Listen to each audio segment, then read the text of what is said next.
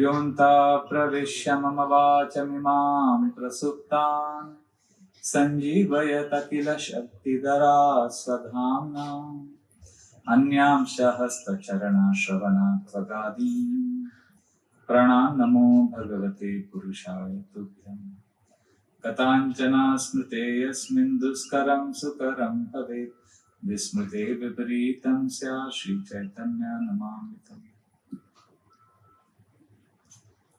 Hare Krishna.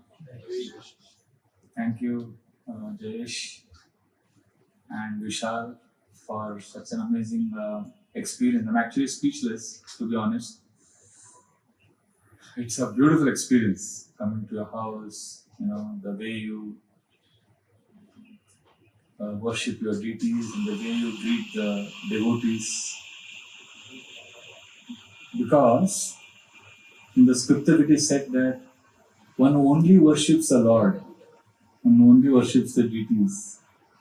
He is called as a Kanishta, a lower spiritualist, lower level of spiritualist. A Madhyama is one who respects and loves, along with Krishna, the other devotees also. So the way you are such a gracious host, and the way you extend so much warmth, and you leave such a deep impression in those who come to your house, proves that you are not Kanishta. You are not simply who's only fascinated with deities. And then the scriptures extol us to go to the Uttama level, which is the highest level, where you see oneness everywhere, in all beings. So we begin at the Kanishta level, many of us, but we see Krishna also in devotees, then we see Krishna in all living entities. So thank you for setting such a beautiful example. I want to share something about journal, because there are two extremes in which many of us live. One is, I've gone through this, speaking from Bhagavatam and speaking scriptures, but somewhere feeling that this is not me. In the sense, I'm just repeating the words of great devotees, feeling happy about it, feeling nourished, enjoying it. But is this me? Do I have this realization? Do I really believe this? Somewhere deep, in a sense. Like describing Krishna's beauty, for example. Just because I have read in the Bhagavatam, I'm speaking about it. But have I internalized it? So then somewhere I would feel, I've not internalized everything. So what I'm speaking is not completely honest. It's not completely me. Getting what I'm saying? It's like just repeating. That is one extreme of living a spiritual life, where we repeat what we hear or read. Okay? That is one extreme. Then I've also lived my life in the other extreme, where I just write journals and get my realizations and I share that to the world. But that is so dry. Because after all, it's about my life, my speculation, my mind. And who am I? It's a tiny mind with all those, prejudices, biases, insecurities. All of that is coming out in a journal, and it's like I'm just vomiting it out on my journal, and then the realizations I get is very, very, not very deep. So you need something which is yours. Journal helps that, but it is not deep. And then you have something very deep, but it is not me. Are you getting these two extremes, everybody? So you need something which is yours and also spiritual and also meaningful, basically. So that is when we read scriptures or hear Bhagavatam and then write your journal. So somewhere this spiritual subject matters influences your consciousness, and then what comes out is your realization. So journaling, this is called a spiritual journal. Otherwise it is mental speculation. You just write your own stuff. So I'm going to share something from my spiritual journal. Is that okay? So this is an essay I wrote today morning. I wrote for 2 hours. On one verse from the Bhagavatam, which I like very much. So you'll have to repeat after me. And this is from the 3rd canto. Anybody knows what is third canto? Very popular, very famous for. Is English okay? Or Hindi we should speak? चलेगा ना? I don't know. You have to tell me. Host. Hindi में बोलना है English. English चलेगा. थोड़ा हिंदी में भी बोलेंगे नहीं? Mix. English. तो थर्ड कैंटो किसके लिए फेमस है? कोई बता सकता है? You follow Hindi? Okay. What is third canto famous for? What is there in third canto which is very special? Nobody knows third canto of Bhagavatam. Somebody in the kitchen knows? Hero is looking here. You know? Third canto, nobody knows what is it famous for? What are the famous pastimes in third canto? Dhritarashura 9. That is sixth canto. You know? Dhruv is fourth canto.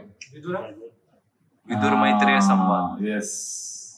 Something else. Hiranyaksha and Prahlad. Hiranyakashipu and Varaha.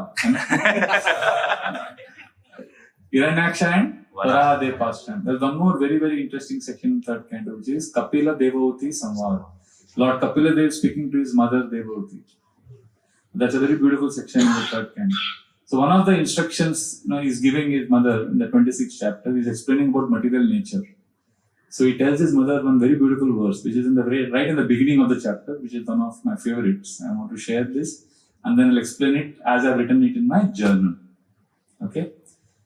Please repeat after me.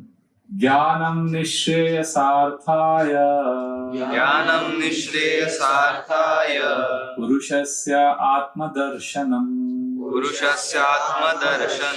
Yadahurvarnaye tatte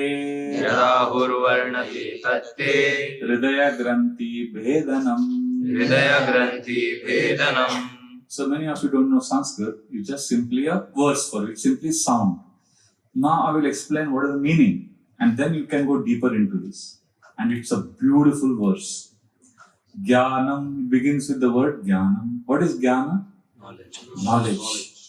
So everywhere, everybody is looking for knowledge. So you go to educational institutes, you study in college, school, you're looking for knowledge. Now you have come to a spiritual satsang. Now there is some knowledge transmission going on. So what exactly is knowledge? So this verse is explaining the definition of knowledge. Now, please remember, we're not talking about knowledge as you will find in the material world, because we're in a spiritual circle. We're talking about spiritual knowledge. What is spiritual knowledge? The definition is given in this verse. And that's why this verse is one of my favorites, because this verse tells us the foundation of what I'm doing every day. We are reading Bhagavatam, we are reading scriptures. What is spiritual knowledge? Okay? So Jnanam is, so whenever I chant a line of the verse, you'll have to repeat. That way, at the end of the class, you would know what exactly is spiritual knowledge. Jnanam Nishreyasarthaya. Jnanam means that which is Nishreyas Arthaya. Shreyas Arthaya.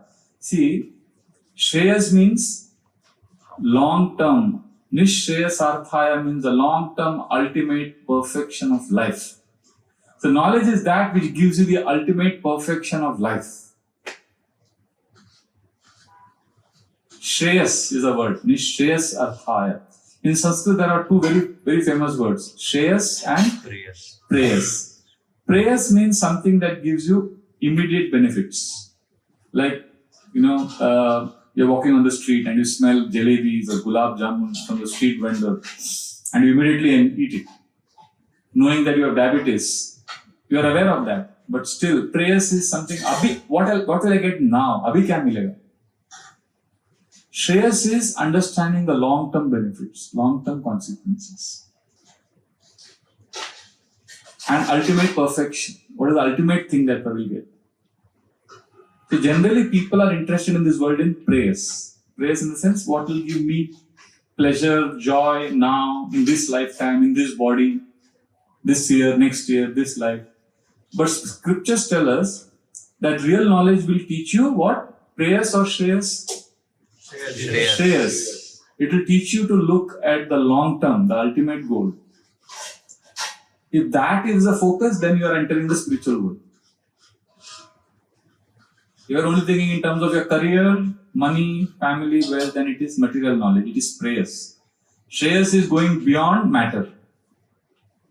So what is real knowledge? First understanding of real knowledge is that which takes us to ultimate perfection of life. Jnanam Nishreyasarthaya. Jnanam Nishreyasarthaya. Even in this world, you know that if you think of long term, then you get more benefits. Isn't it? If you think of short term, you don't really get, you don't get a lot of benefits. A simple example, Stanford University, they did an experiment many years ago. I think some of you already know. You know this famous marshmallow experiment? Very famous. You know this? Yes. It's Stanford, na? With a famous university in America. So they had all these small children, I think 3-year-old or 4-year-old. They kept these kids in the room. You know, marshmallow is an American sweet. Sponge jaisa lagta hai, sweet. So the children are given marshmallow. So one choice you have is, if you eat now, you will get one. It's kept here, but if you eat now, you will get only one. But if you control yourself, so the next 5 minutes, you don't eat this, then you will get 2. So kind of example for Shreyas and Prayas. So then what happened? I don't know the statistics. So many children didn't have the patience children don't have that much patience. They didn't wait for 5 minutes. They just took that marshmallow and ate. Some of them waited, controlled. I'll get more. So then what happened? Some children ate later. So then the experiment didn't stop there. Then they tracked these children, and after 40 years, I think, they revisited the same study. And they had tracked all these children. And they discovered that the children who had restrained themselves, who had given up prayers for Shreyas, in one sense, they were emotionally and financially more stable and more successful than those who couldn't resist temptation. So even in this world, we know that for immediate gratification, if you can give up immediate gratification for something long term, you stand to gain.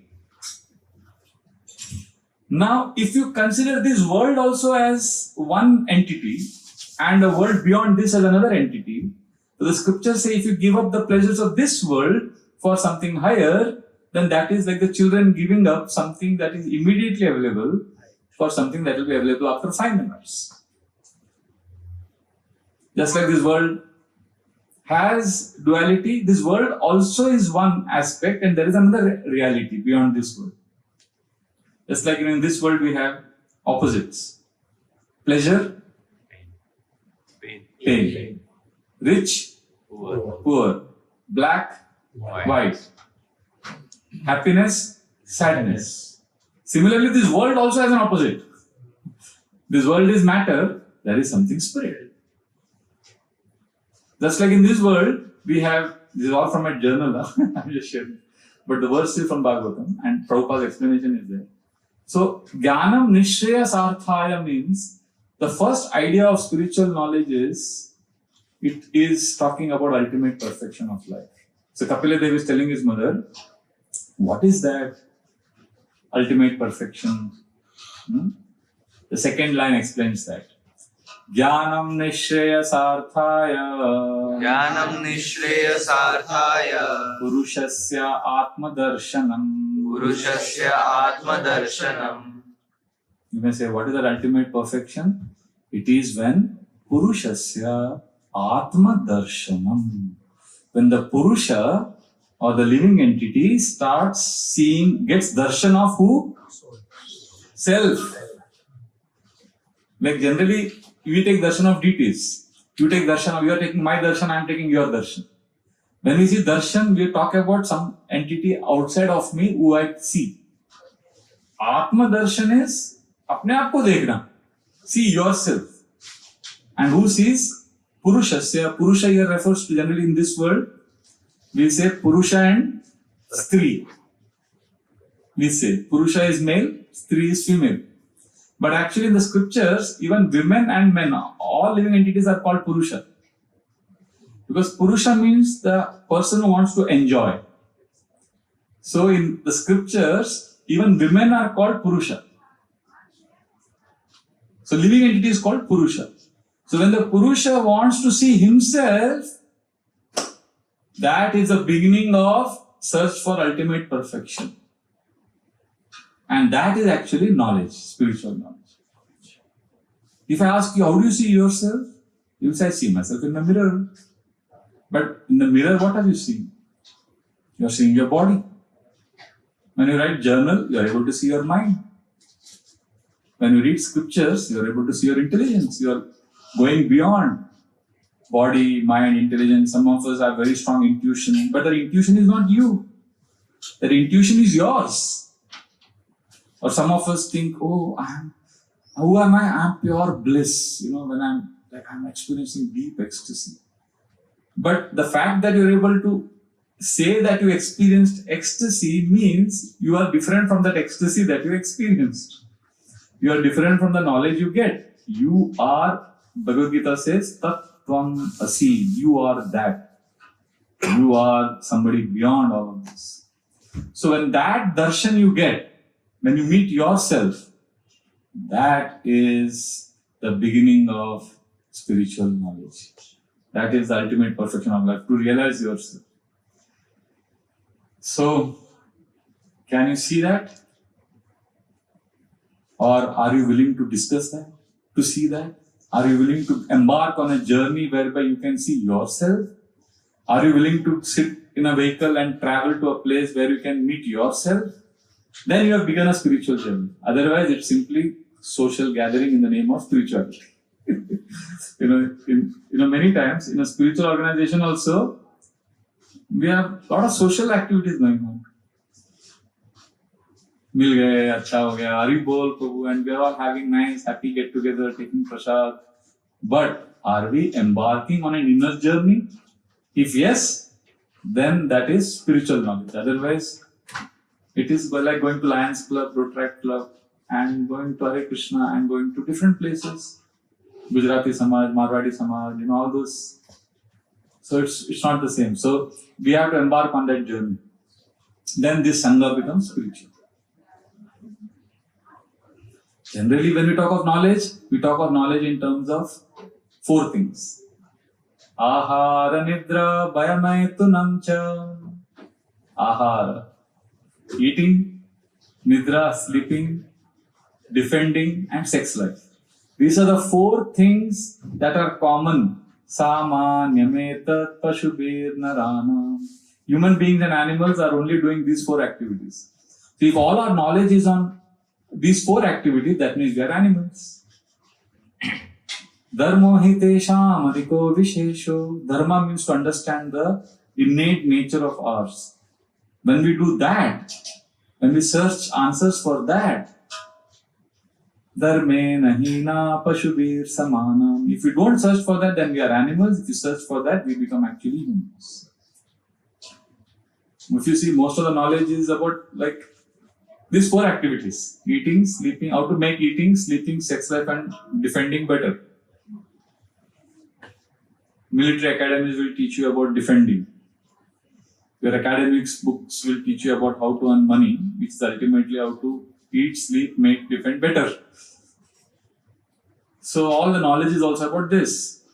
One chocolate company is now spending some millions of dollars on improving the nutrient content of their chocolates, so basically eating. There are very special gadgets and alarm clocks being made to improve your sleeping.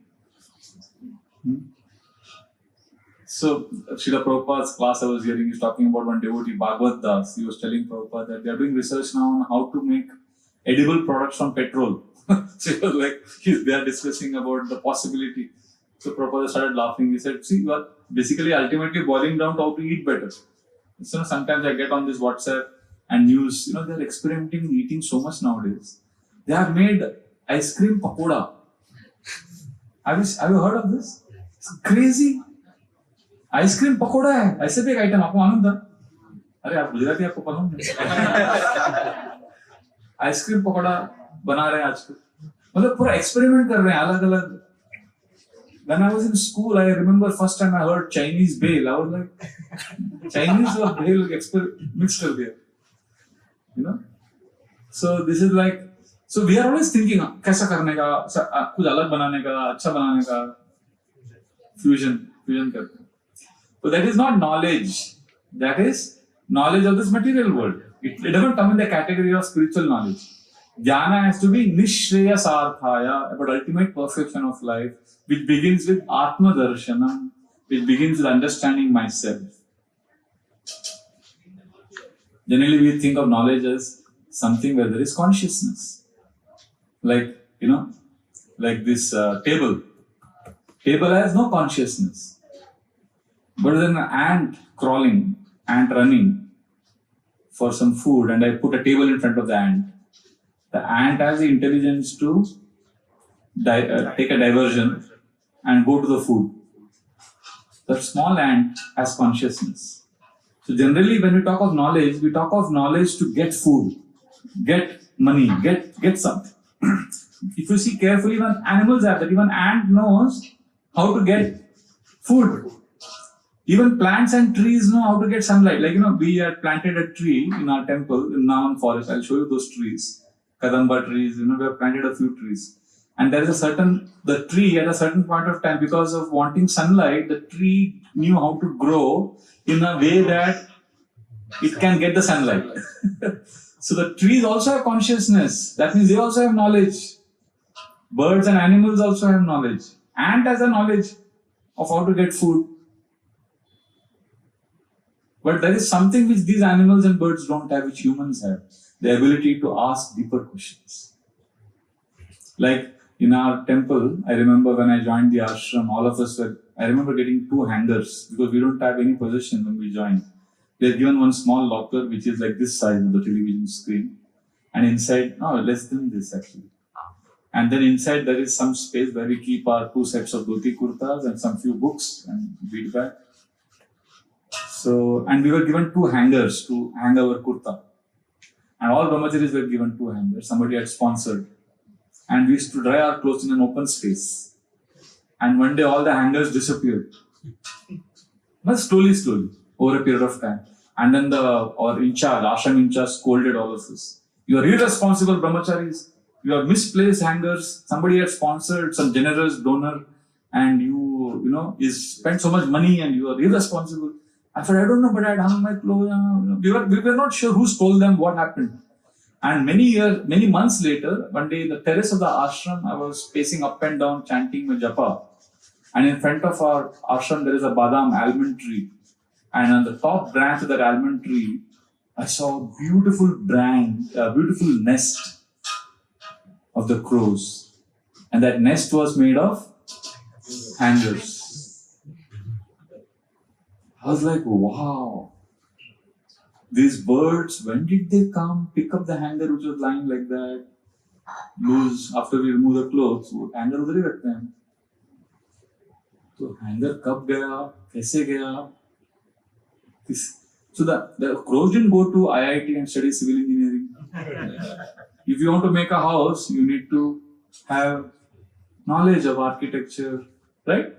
Like recently I went to somebody's house who's a civil engineer, and he was telling me all the buildings in Bombay, technically they should have a lifespan of 25 years minimum.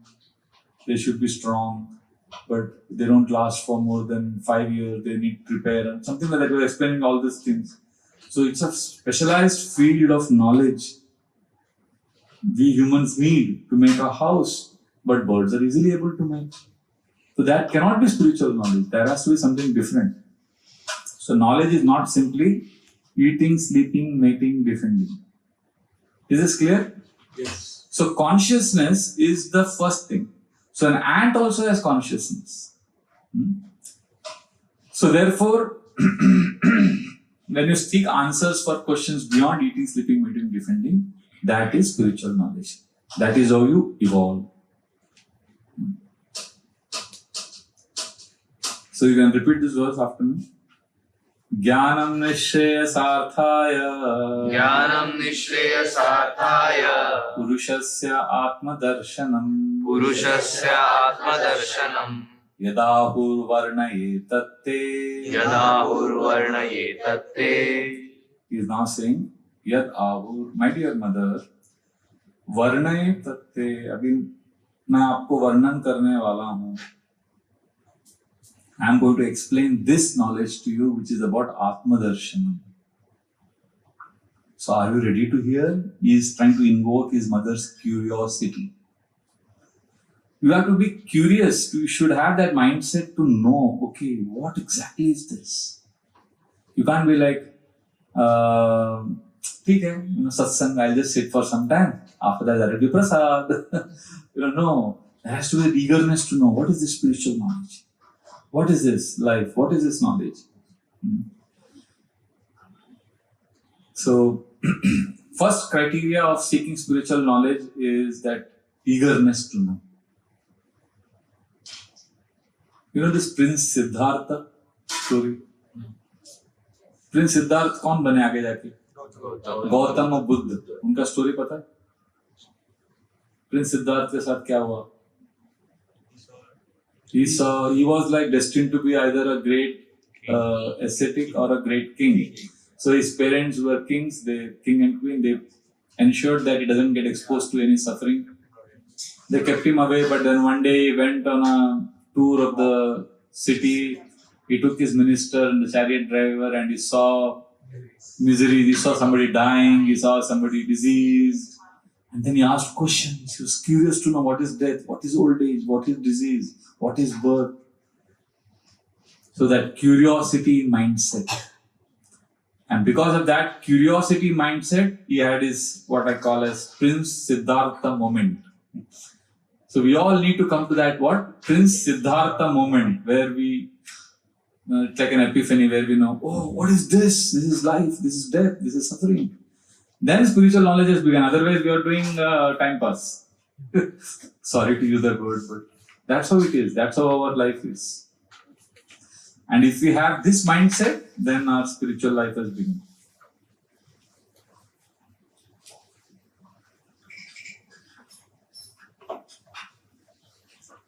See, curiosity mindset means whenever we hear any scriptural statement, immediately you are like, what is this? Yes, क्यों लिखा? Like, I was hearing one class of Srila Prabhupada. Srila Prabhupada says, devotee can chant whole day and we don't feel tired. I was like, really? So, the one way of looking at this statement is, थोड़ी होता है. This is an exaggeration. How can somebody claim that you can chant whole day and not get tired? Prabhupada says, you can chant any other song, you'll get tired. But we can chant 24 hours and we don't get tired. So one way of reading scriptures is when we hear such statements, we think it is exaggeration or we hear it. That's called as a dismissive mindset or a cynical mindset. Hey, this is like, ज़्यादा हो गया. The other mindset is, oh, scripture says this is right. This is right. This is like jihadi mindset. Or I call this as fanatic mindset. This is right, absolute truth. No. So this is true. You can chant 24 hours. I may not be able to chant right now, but this is it. This is it. This is it. Oh, and one who doesn't believe it, he is an apostate. Kafir. That is other extreme. So there are many statements when we hear, we should not have either of the two. First is dismissive mindset or cynical mindset. The second is fanatic mindset. The ideal is curiosity mindset. Oh, the scriptures say that one who chants, he doesn't get tired for 24 hours, he can chant. What exactly is there in the holy names? I want to know more. What is it? What is it? That mindset, that attitude will help us get spiritual knowledge. Otherwise, वो समझेगा ही नहीं हमको लगेगा ये सब अतिशय है, अतिशय. So therefore, this is curiosity mindset. I've got a very close friend of mine, Gaur Gopal. Some of you may be knowing him also. So yesterday only we were taking lunch and We were talking every day whenever we take lunch together, we discuss a lot of things about life. And then I told him that you are not telling people about Krishna directly, but you are invoking curiosity. He's creating curiosity mindset in people. He's provoking them to think deeper. Some of us are directly giving Krishna, that is also good. Some of us are, it is like this. If you go to ashrams in Haridwar, Rishikesh, in Himalayas, there are some sadhus sitting and they don't preach. People go there. So they catch interested people. ISKCON speciality is we create interest in people. There is a difference between catching interested people and creating interest in people. So we create interest. Do you know about death? Do you know about life? Do you know all that thing? We create interest through jokes, shairis, analogies, examples, all of that. Festivals, create interest. But people like Gaur Gopal Prabhu, they go to the third level. They are not catching interested people. They are not creating interest in people. They are taking care of people's interests. They are going to where they are and telling them about their life, helping them manage their life better, so that then slowly they get interested to know more and come up. It is called Shaka Chandra Nyaya in Sanskrit. The child is not able to understand what is the moon. So the parents say, you can see that branch of the tree. See that branch, you can see this tree. Okay, I can see the tree. Then you can see the branch, you can see this branch. Okay, you can see in between those two branches, you can see that white thing, that is the moon. So they are first pointing to something that the child can know and understand, which is the tree and the branch. That is called Shaka Chandra Nyaya. Chandra means moon, Shaka means branch. So in spiritual circles, many preachers, they begin with the familiar, then they go to the unfamiliar. So like that, there are people who preach like that. So in a creative way.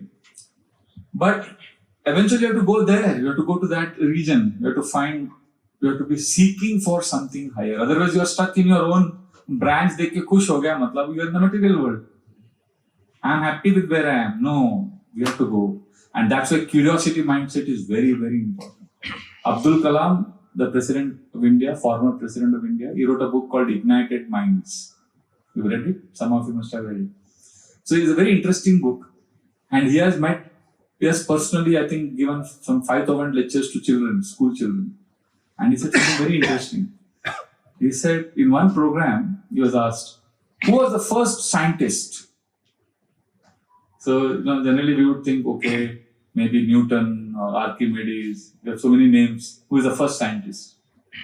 But when he was asked who is the first scientist, and it's a packed audience, some 5,000 people are sitting there in the auditorium, big, huge auditorium. And you know what the answer he gave? His answer received a thunderous applause, roaring applause. He said, when the child asked, who is the world's first scientist? He immediately said, a child is the world's first scientist. Everybody said, what? He said, the child is the first scientist. Because the child is curious. The child wants to know. Yeah. So then he gave an example. In one school program, one child asked him, there is so much water in Brahmaputra, Assam, and there is no water in Tamil Nadu, Rajasthan. So why not transfer that water there?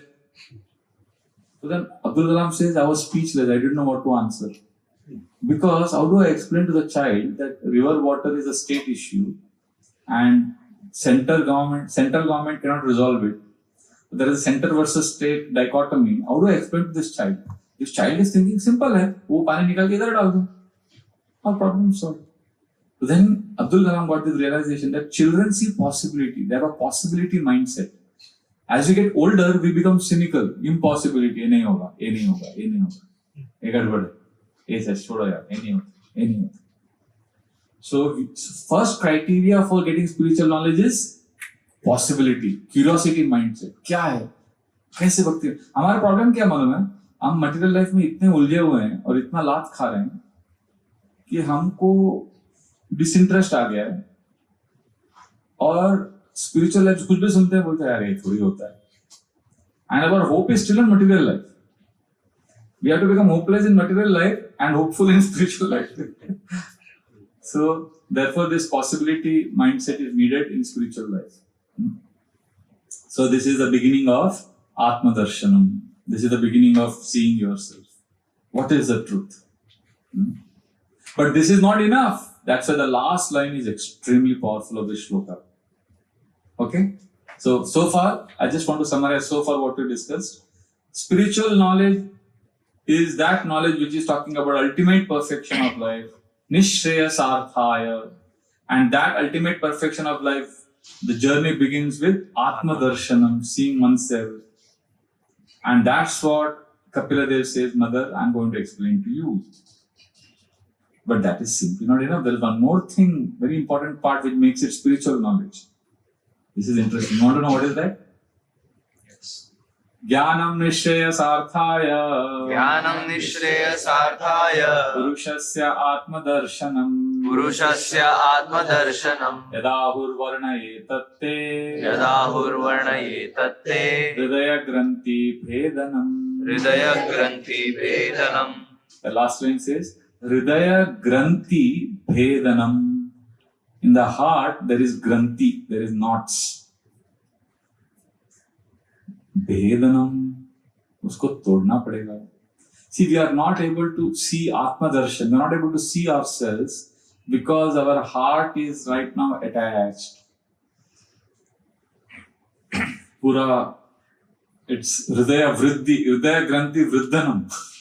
Vardhanam, Hridaya Granthi Vardhanam. It is, our knots are increasing in our heart. But spiritual life begins with Hridaya Granthi Bhedanam, cutting the knots. These heart knots are compared to attachments.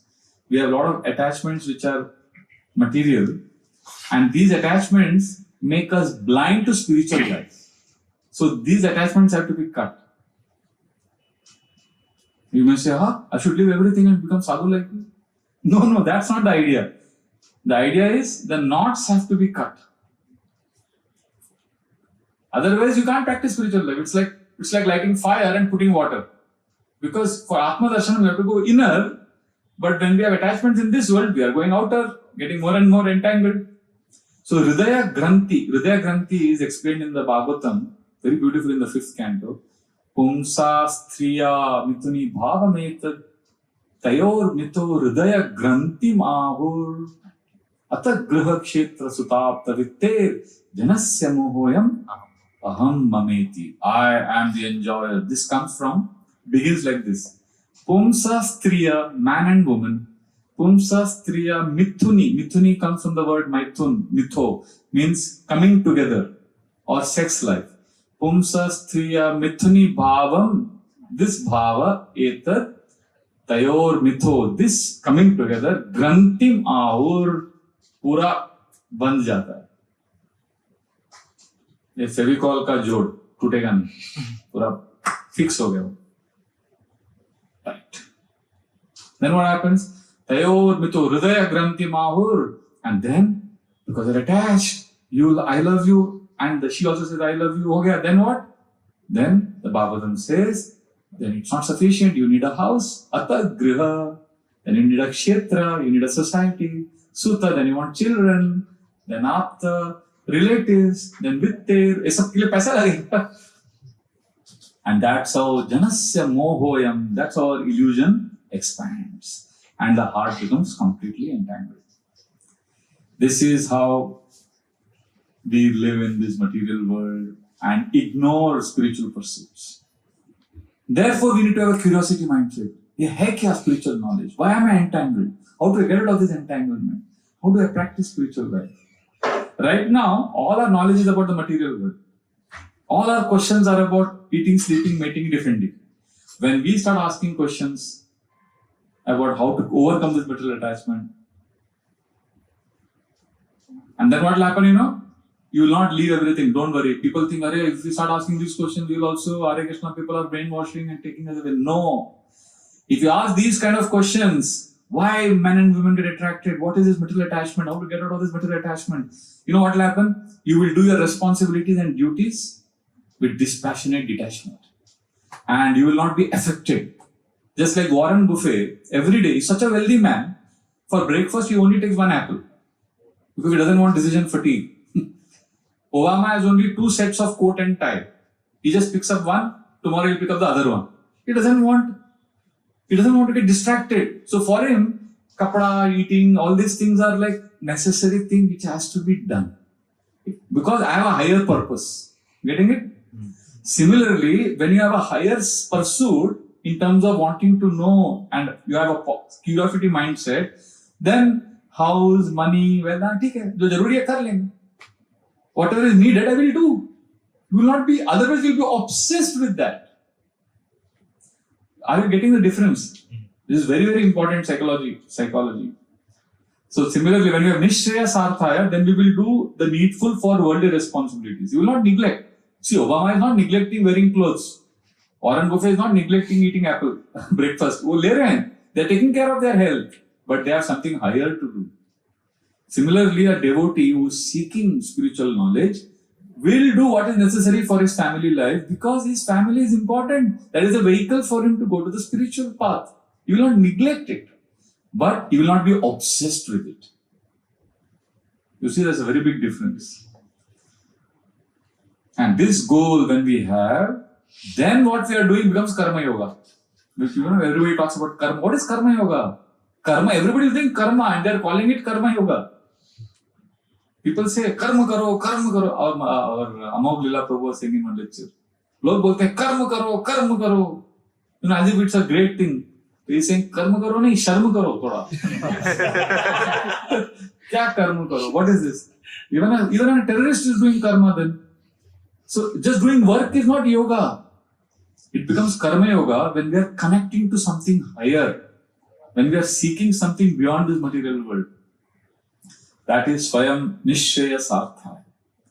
And then when we practice our day-to-day responsibilities, house, job, everything, then you are practicing karma yoga because you have a higher goal. And because you have a higher goal, when you are doing your job, your purpose becomes more than I, my family. Because your purpose is to know Atma Darshanam.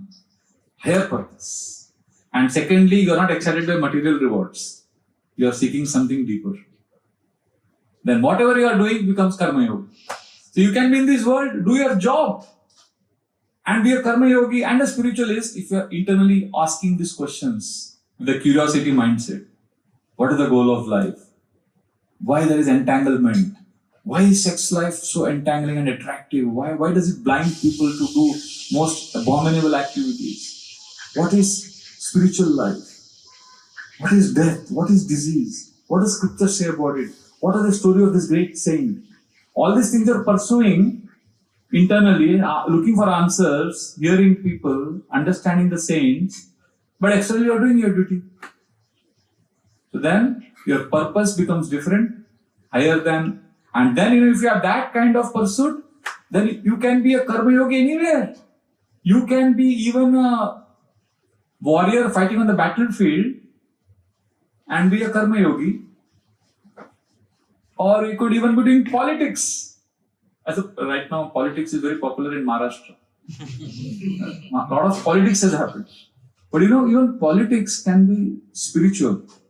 If there are two criteria, anything becomes karma yoga when there are two criteria. One, the purpose is not I. It's beyond me. And second, the reward, I'm not looking for material rewards. Name, fame, wealth for myself. Then it is karma yoga. Like one of the greatest politicians ever. Who is the father of all politicians? Huh? Of course, the Western world will say Machiavelli, one who wrote The Prince. But in India, who is the original politician? Krishna, of course. But after Krishna, Krishna was transcendental politician. Krishna was not the politician. Krishna was the supreme lord. There's somebody very famous in India, Chanakya, one who wrote, he's known as Kautulya also. Arthashastra he wrote. So I'll just briefly tell you Chanakya's politics. Two, three examples of his politics, which show us how even politics can be spiritual. What are the two criteria for anything to be karma yoga or spiritual? First, a purpose higher than self, and second, not looking for material rewards. See, when Chanakya was counseling Chandragupta, so that time I think Fa Hien or Yun Sang, one of them, the Chinese travelers who came to India, he was impressed by Chandragupta's success. So he wanted to know who is a mentor. He said, Chanakya, where does he stay? Outskirts of the palace, kingdom. He has this small kutir there. So he went to meet him there to get some spiritual knowledge. So when he went in, Chanakya deliberately made a door which was so low that you had to really bend down and go. So he went in and then he saw Chanakya was doing some work and some lamp was on, he was writing something. So then Yun Sang saw, what is this lamp? Then I want to talk to you. He said, wait. He made him wait. He completed his work. Then he switched off this lamp. He blew air and he extinguished the light. And then he lit another lamp. And then if I just now we can talk. So he said, before we talk, you answer my two questions. Why you made the door so low?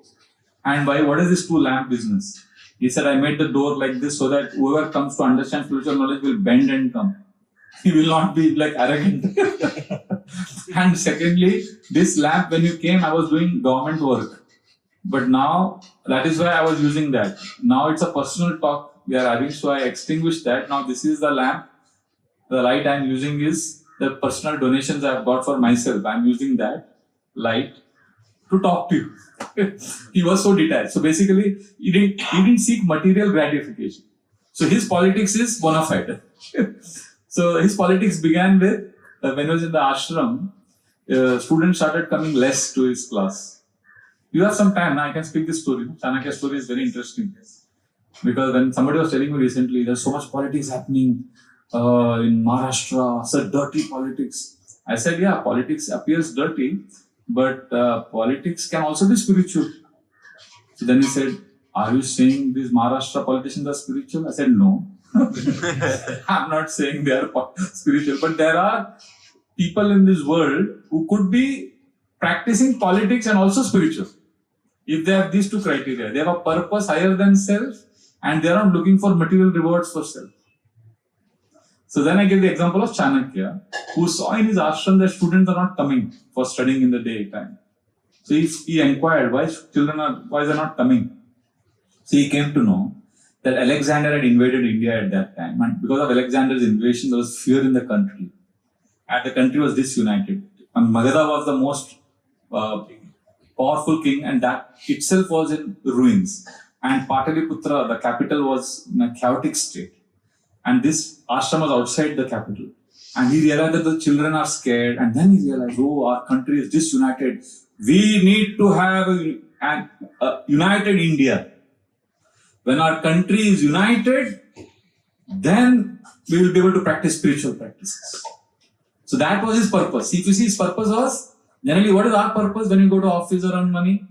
I, my family, me. It's either sense gratification or extended gratification. मेरा या दूसरे का जो मेरे को जिससे मैं बहुत प्यार करता हूँ. That is ultimately I only. Purpose is something higher than self. So here it is, in one sense, country is also my country only, but at least it is in this relative example, it is higher than self.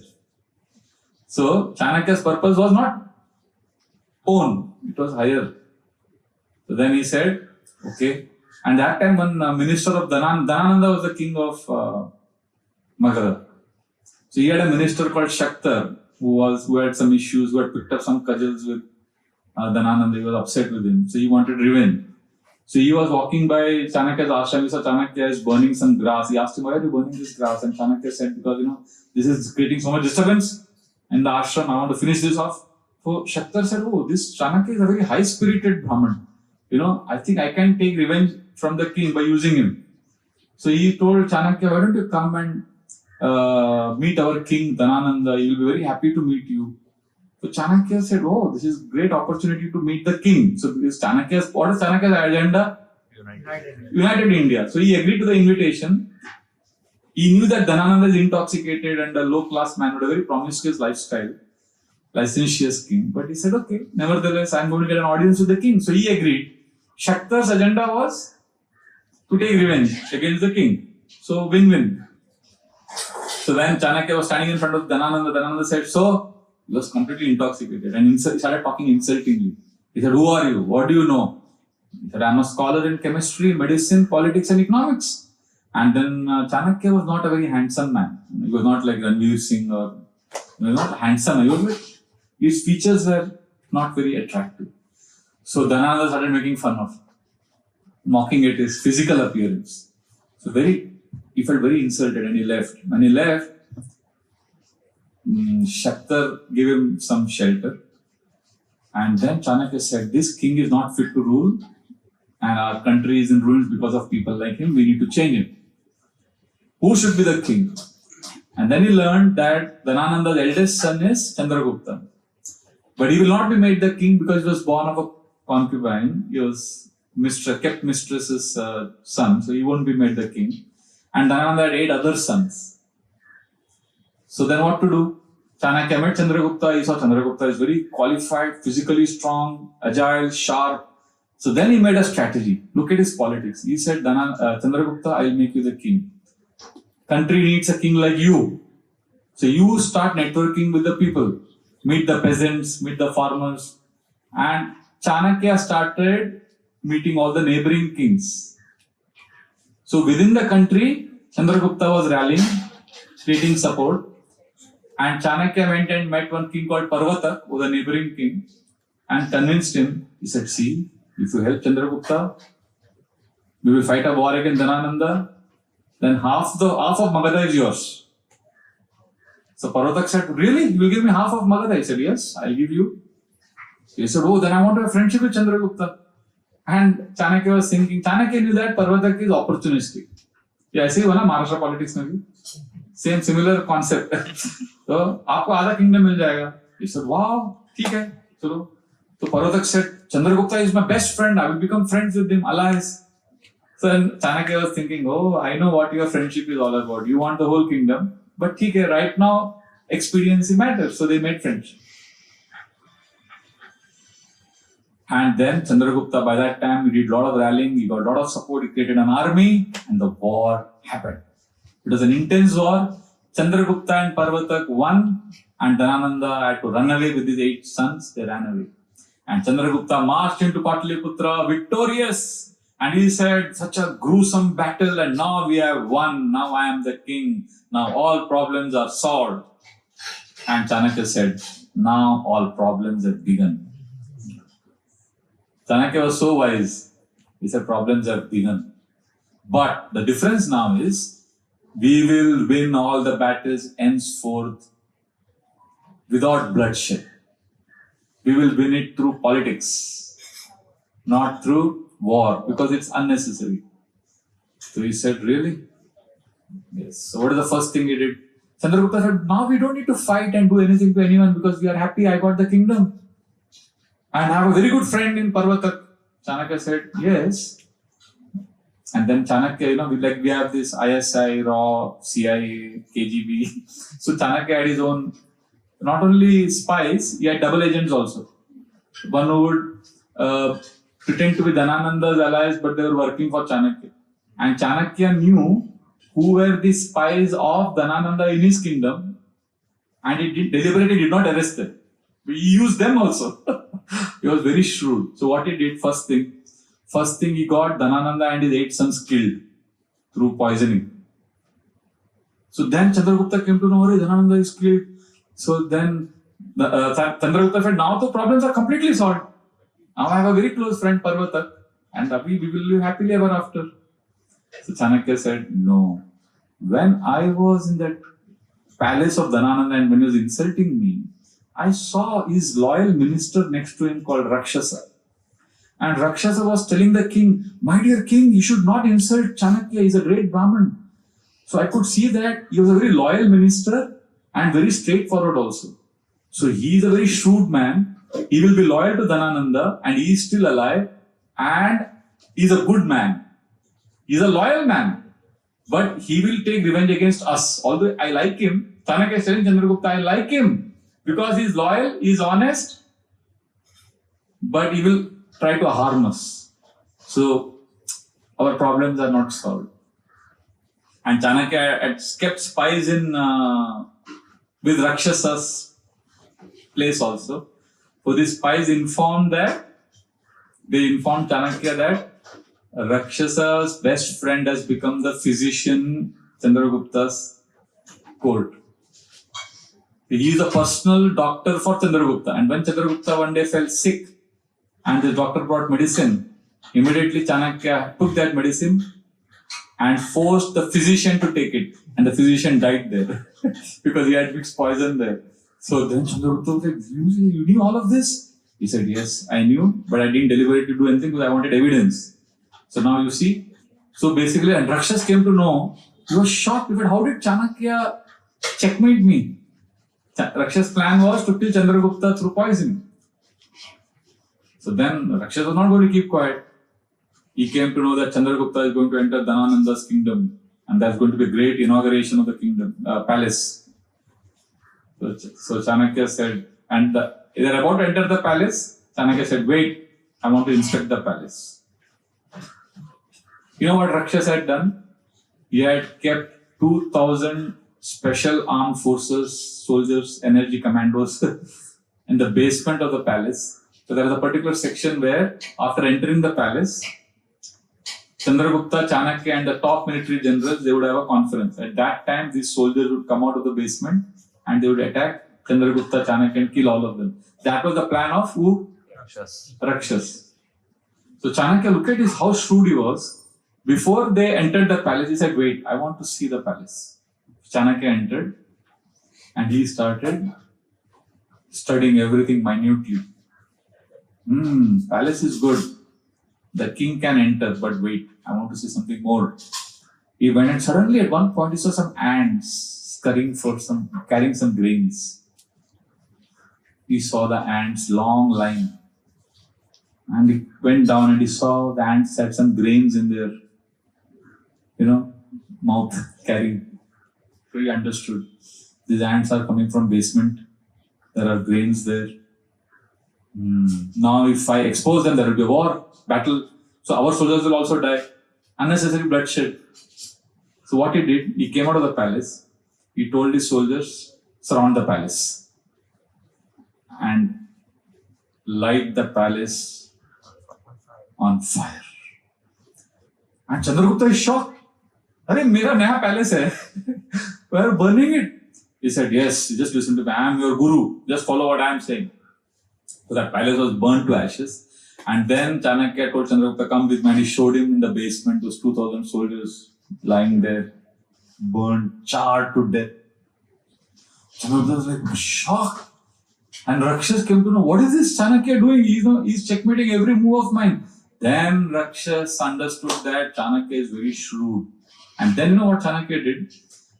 Rakshas left his kingdom, his home, and he was staying with Parvata. Meanwhile, Chanakya, through his spies, stole Rakshasa's ensign, his letter symbol. And then Rakshas understood that now I'm not able to outwit and Chanakya and kill Chandragupta because he is too shrewd. I have to try a different strategy. So he brought a Vish Kanya. Vish Kanya during those is a very special girl who is fed poison right from birth. And little by little. So when she is a fully grown woman, she is not only extremely beautiful, she is also from top to bottom poison. So if she makes love to someone, if she has an intimate relationship with someone, then that person dies. Like if she kisses someone or if she has sex with someone, that person dies. That is a system, Vish Kanya. So he arranged a Vish Kanya to be brought with a trader who came for some trading with Chandragupta. And he said, as a gift, I want to give this beautiful girl for your entertainment. But Chandragupta said, thank you. And Chanakya said, no. Your best friend Parvata deserves this entertainment. He said, why my friend? This is a gift for me. He said, no, not for you. Send her to him. And you tell him that this is a gift from you. So like that Chanakya arranged. And well, Parvatak enjoyed with her and Parvatak died. And Chandragupta is like, what? Why did you kill him? He's telling Chanakya, he is our friend. Chanakya said, he is not your friend. He has tied up with Rakshas. What Rakshas did, Rakshas had gone to Parvatak and told him, why are you sharing the kingdom with Chandragupta? ऐसे हुआ ना महाराष्ट्र में भी. Why are you sharing the kingdom with? You helped him become the king, so you deserve the full kingdom. And my king is died, Dhanananda. I have nobody, so I will help you get the full kingdom. So Parvata got greedy. So Parvata and Rakshas became friends, and now Chanakya removed him. And Chandragupta, he told Chandragupta that he is not your friend, he is Rakshas's friend. And Rakshas is like shocked. What has he done? How does he know all of their moves? And then the ultimate politics happened. Rakshas said, now I will tie up with Parvata's son, Malaya Ketu. And he made friendships with 5 other kings. And they made a strategy. Meanwhile, Chanakya came to know that in his own kingdom there are spies of Rakshas. He didn't arrest them. He just arrested some other spy and he told that you kill him, but before being killed, he arranged through some other spies that he is released. They went and fought with those executioners and helped this spy escape. And this spy became a friend of the one who was arrested and said that, I want to help you and deliver you to Rakshas. And he took him to Rakshas and said, he is my friend. And this spy, the latest one, he was carrying a special letter.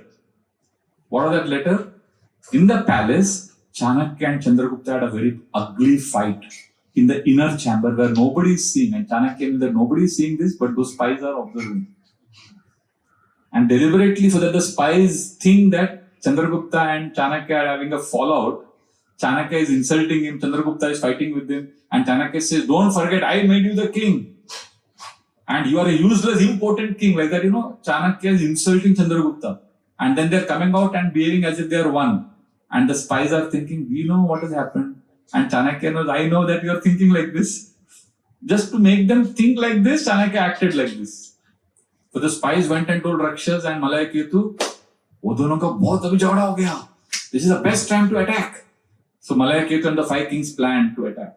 But what Chanakya had done through this spy, that letter with the ensign, was carried by this spy. And he arranged himself to be put in a situation where Malaya Ketu catches him. And Malaya Ketu sees that letter in private, where that letter says, letter is having Rakshas's sign. Rakshas is writing to Chandragupta. Now, this incident that Chandragupta and Chanakya had a fight is known only to Chandragupta and Chanakya and those spies who have told Rakshas. Are you getting this whole long, complicated story? Actually, movie also acha hota tha, but I hope you don't get lost in the names, but you get the idea. So the letter says, nobody else knows that they had a fight. But the letter says, letter is written from Rakshas to Chandragupta, which is caught by Malaya Ketu. And the letter says, dear Chandragupta, thank you for giving me an offer to be your prime minister. Thank you for sharing your problem that you have removed Chanakya from the post.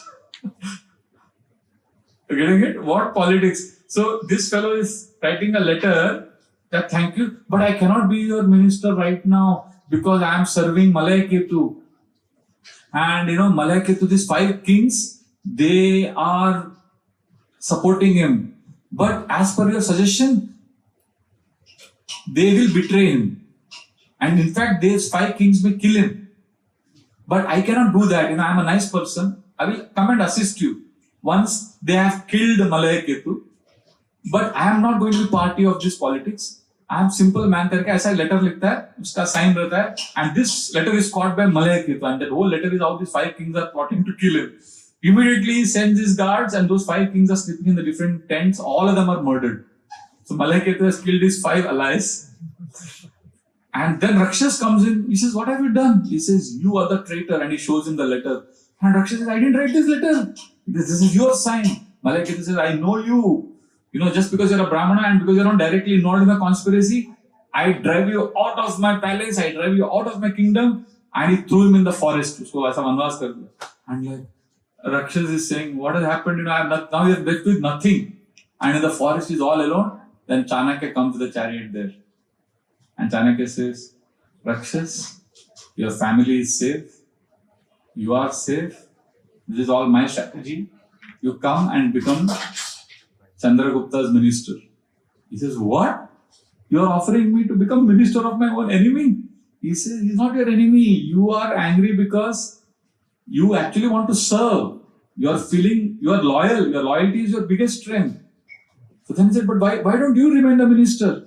Oh, you don't want to be the minister because Chandragupta has driven you out. You had a big fight. Sanakya says, no, that fight was drama. We had no fight. He says, really? He says, yes. And why don't you want to become minister? He said, no, I am a sadhu. I am living in an ashram. I have students. The country will prosper under your loyalty because you are very fiercely loyal. That is your biggest strength.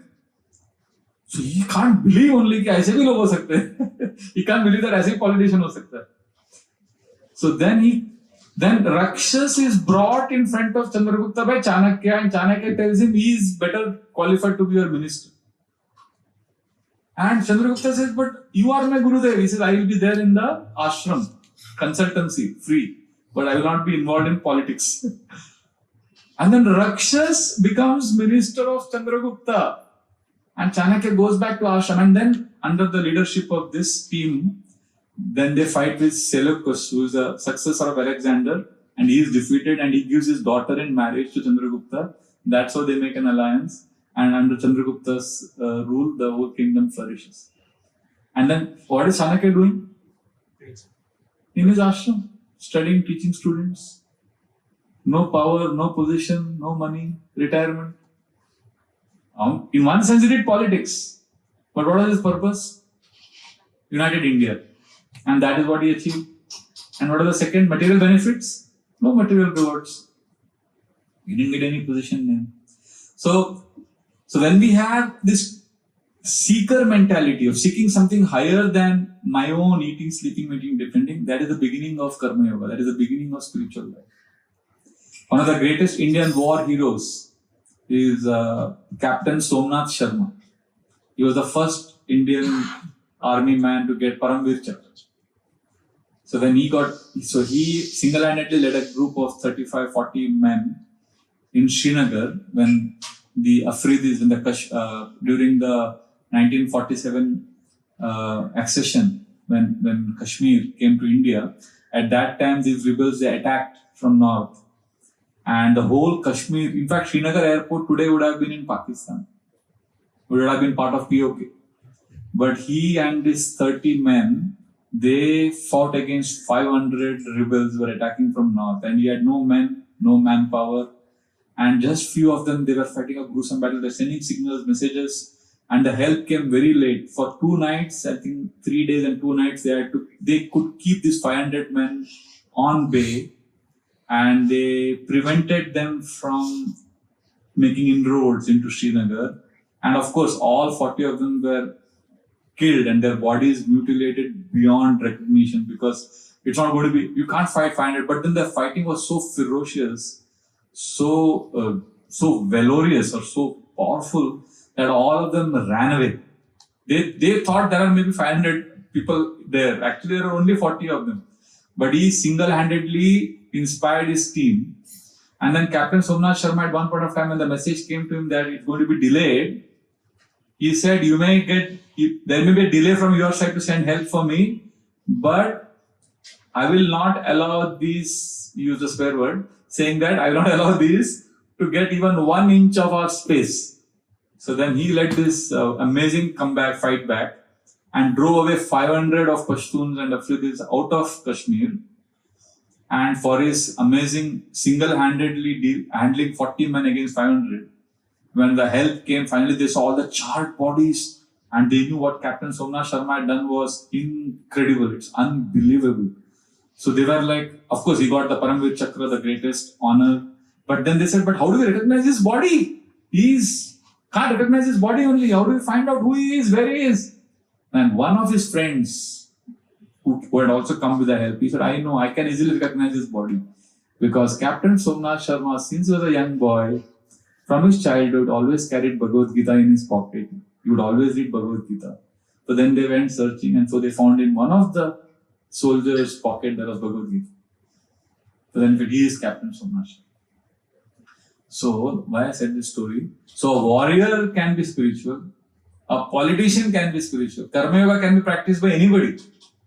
But if you see all of them, they sought something higher than simply fighting a war or doing politics or kingdom. They had a pursuit higher than eating, sleeping, mating, defending. Then what? See, once you have a higher purpose, then you will do the needful. इसलिए जो जरूरी है, चलो कर देते हैं.